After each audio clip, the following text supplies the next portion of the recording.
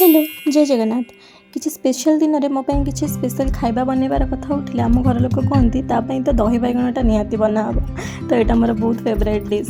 तो से मु छोट बैगण को लंबा लंबा काटिदेली और सोरिष तेल हलदी और लंका गुंड लुण टी देना लाल लाल करके भाजीदेली।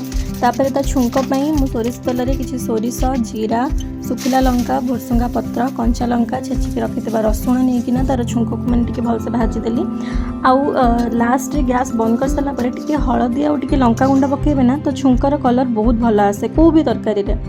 तापर कर्ड को लेकिना मुझे किसी मसला जमती रायता मसला black pepper black salt normal लुण पकईकिना भलसे टिके माने मिक्स करेंगे जमती से लम्स न रुए। और जब भजा जीरा लंका गुंड थी ना से निहाती ऐड करेंगे बहुत बढ़िया टेस्ट आसे।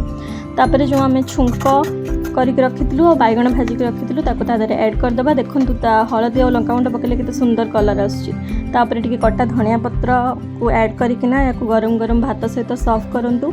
बहुत टेस्टी और बहुत यम्मी लगे। Thank you for your precious time. Will see you in my next vlog. Bye.